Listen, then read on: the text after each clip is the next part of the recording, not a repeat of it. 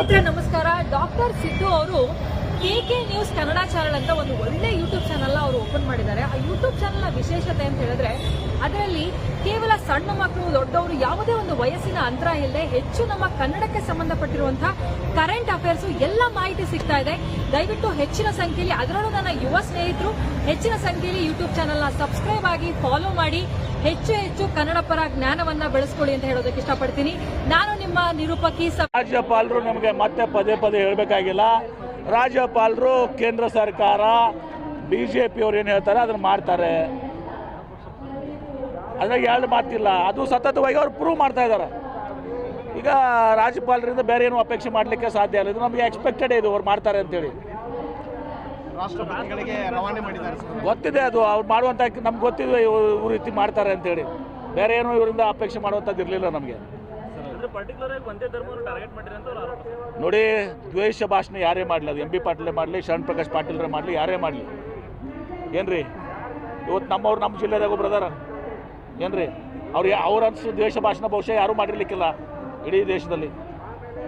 ಮುಂಜಾನೆ ಮಾಡ್ತಾರೆ, ಮಧ್ಯಾಹ್ನ ಮಾಡ್ತಾರೆ, ಸಾಯಂಕಾಲ ಮಾಡ್ತಾರೆ, ರಾತ್ರಿ ಮಾಡ್ತಾರೆ. ಎಲ್ಲ ಅಸಂಬದ್ಧ ಪದ್ಧತಿಗಳು, ಅವಿಸಂವಾದ ಮಾಡೋದು, ಕೆಟ್ಟ ಪದಗಳನ್ನ ಉಪಯೋಗಿಸ್ತಾರೆ. ಅವ್ರು ಯಾವ ಸಮಾಜದವರು ಅವರು ಬಿಡಿ. ಅದೆಲ್ಲ ನಿಮ್ಗೆ ಗೊತ್ತಿದೆ. ಯಾರು ತಪ್ಪಿಸ್ತೆ ಇವ್ರಿಗೆ ಕುಂಬಳಕಾಯಿ ಕಳ್ಳಾರ ಮೇಲೆ ಹಗಲು ಮುಟ್ಟು ನೋಡ್ಕೊಂಡ್ರೆ ಇವ್ರು ಮಾಡೋ ಕೆಲಸ ಅದೇ ಇದೆ, ದ್ವೇಷ ಭಾಷಣ ಮಾಡೋದು. ಅದಕ್ಕೆ ಇವತ್ತು ಸಹ ಅದನ್ನು ದ್ವೇಷ ಮಾಡ್ತಾರೆ, ದ್ವೇಷ ಭಾಷಣದ ಇದಕ್ಕೆ ಇವರು. ಅದಿರ್ಲೀಗ ನಿನ್ನೆ ಕೇಂದ್ರ ಬಜೆಟ್ ಆಗಿದೆ. ಆ ಬಜೆಟ್ನಲ್ಲಿ ಏನೂ ಕೂಡ ಯುವಕರಿಗಾಗಲಿ ಗ್ರಾಮೀಣ ಅಭಿವೃದ್ಧಿಗಾಗಿ ಏನೂ ಕೂಡ ಕೊಟ್ಟಿಲ್ಲ. ಅತ್ಯಂತ ಪ್ರಮುಖವಾಗಿ ನೀವು ವಿಜಯಪುರ ಜಿಲ್ಲಾ ಪತ್ರಕರ್ತರು ಇದು ಉಲ್ಲೇಖ ಸದಿರಿ. ಇವತ್ತು ಅನೇಕ ಹೈ ಸ್ಪೀಡ್ ರೈಲ್ ಕಾರಿಡಾರ್ಸನ್ನು ಮಾಡಿದ್ದಾರೆ. ಚೆನ್ನೈ ಬೆಂಗಳೂರು ನಮ್ಮದು ಸ್ವಲ್ಪ ಇದೆ ಅಲ್ಲ, ಈಗ ನಮಗೆ ಬೆನಿಫಿಟ್ ಆಗಂಗಿಲ್ಲ. ಬೆಂಗಳೂರು ಹೈದರಾಬಾದ್ ಅಲ್ಲಿನೂ ಕೂಡ ನಮ್ಗೆ ಸ್ವಲ್ಪ ಹಾಯ್ದು ಹೋಗ್ತದೆ. ಏನು ಆಂಧ್ರ ಪ್ರದೇಶಕ್ಕೆ ಅವ್ರಿಗೆ ಅದು ಉಪಯೋಗ ಆಗ್ಲಿಕ್ಕೆ ಮಾಡಿದ್ದು, ಆದರೂ ಕೂಡ ನಾವು ಸ್ವಾಗತ ಮಾಡ್ತೀವಿ. ಆದರೆ ಪ್ರಮುಖವಾಗಿ ಕೇವಲ ಕರ್ನಾಟಕ ಅಷ್ಟೇ ಅಲ್ಲ, ಮಹಾರಾಷ್ಟ್ರ ಇಡೀ ಭಾರತಕ್ಕೆ ಪ್ರಮುಖ ಕಾರಿಡಾರ್ ಏನಿದೆ ಅದು ಮುಂಬೈ ಪುಣೆ ಬೆಂಗಳೂರು. ಮುಂಬೈ ಪುಣೆ ಬೆಂಗಳೂರು ಕಾರಿಡಾರವನ್ನು, ಹೈ ಸ್ಪೀಡ್ ರೈಲ್ ಕಾರಿಡಾರ್ನ ಇವತ್ತು ದಿವಸ ಇವರು ತೆಗೆದುಕೊಂಡಿಲ್ಲ. ಪ್ರಹ್ಲಾದ್ ಜೋಶಿ ಮತ್ತು ಸೋಮಣ್ಣ ಅವರು ಯಾವ ಮುಖ ಹೊತ್ಕೊಂಡು ಇವತ್ತು 4 ಜನರ ಹತ್ರ ಬರ್ತಾರೆ. It's very important corridor. ನೀವು ಅರ್ಥ ಮಾಡ್ಕೋಬೇಕು ನೀವು ದಯವಿಟ್ಟು. ನಾನು ಇನ್ನೇನು ಕೂಡ ಅದನ್ನೇ ಹೇಳಿದ್ದೀನಿ. ಬಾಂಬೆ ಪುಣೆ ಆಗಿದೆ ಈಗ, ಬಾಂಬೆ ಪುಣೆ ದೆನ್ ಬೆಂಗಳೂರು. ಅದರಲ್ಲಿ ಏನಾಗುತ್ತೆ, ಉತ್ತರ ಕರ್ನಾಟಕ, ಮಧ್ಯ ಕರ್ನಾಟಕ, ಮಹಾರಾಷ್ಟ್ರ, ವೆಸ್ಟರ್ನ್ ಮಹಾರಾಷ್ಟ್ರ ಎಲ್ಲ ಕೂಡ ಬರ್ತದೆ. ವೆರಿ ಭಾಳಷ್ಟು ಇಂಪಾರ್ಟೆಂಟ್ ಎಕನಾಮಿಕ್ ಕಾರಿಡಾರ್ ಇದು. ಈ ಎಲ್ಲ 7 ಕಾರಿಡಾರ್ನಲ್ಲಿ ಅದಕ್ಕಿಂತ ಹೆಚ್ಚಿನ ಮಹತ್ವದ ಇದು ಕಾರಿಡಾರ್ ಇದು. ಆ ಕಾರಿಡಾರ್ವನ್ನು ತೊಗೊಂಡಿಲ್ಲ. ಮತ್ತೆ ನಾವು ಹೇಳ್ತೀವಿ ಪ್ರಹ್ಲಾದ್ ಜೋಶಿ ಅವರು ಭಾರಿ ಪವರ್ಫುಲ್ ಮಂತ್ರಿ, ಪ್ರಧಾನಮಂತ್ರಿಗಳು ಭಾರಿ ಕ್ಲೋಸು ಅಂತೇಳಿ. ಈಗಾಗಲೂ ತಡ ಇಲ್ಲ. ಇವತ್ತು ನಾನು ವಿಶೇಷವಾಗಿ ಇದರ ಒಂದು ಆಂದೋಲನ ಮಾಡ್ತೀವಿ ನಾವು.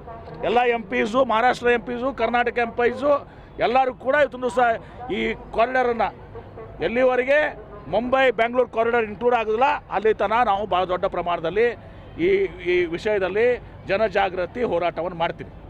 ಪೂರಕ ಬಜೆಟಲ್ಲಿ ಆಗಬೇಕದು. ಅದರಲ್ಲಿ ನಾನು ವಿಶೇಷವಾಗಿ ವಿನಂತಿಯನ್ನು ಮಾಡ್ಕೋತೀನಿ, ಕೈ ಮುಗಿದು ಪ್ರಾರ್ಥನೆ ಮಾಡ್ತೀನಿ. ಇವರು ಏನು ಸಚಿವರಿದ್ದಾರೆ, ಪ್ರಹ್ಲಾದ್ ಜೋಶಿ ಅವರು, ಬೊಮ್ಮಾಯಿ ಅವರು, MPಸು, ನಮ್ಮ MPs ಇವರು ಆಟಕ್ಕೂ ಇಲ್ಲ ಲೆಕ್ಕಕ್ಕೂ ಇಲ್ಲ. ಆಟಕ್ಕುಂಟು ಲೆಕ್ಕಕ್ಕಿಲ್ಲ ಅಂತ ಹೇಳ್ತಾರಲ್ಲ, ಆಟಕ್ಕೂ ಇಲ್ಲ ಲೆಕ್ಕಕ್ಕೂ ಇಲ್ಲ. ಪ್ರಧಾನಮಂತ್ರಿ ಬಂದು ಮಾತಾಡದೇ ಇಲ್ಲ ಅವರು, ಬೈನೇ ತೆಗಂಗಿಲ್ಲ ಅವರು. ಇದು ಭಾಳ ದೊಡ್ಡ ಅನ್ಯಾಯ. ಇವತ್ತೊಂದು ದಿವಸ ಈ ಕಾರಿಡಾರ್ಸ್ನ ಅನೌನ್ಸ್ ಮಾಡಿದ್ದೀರಿ.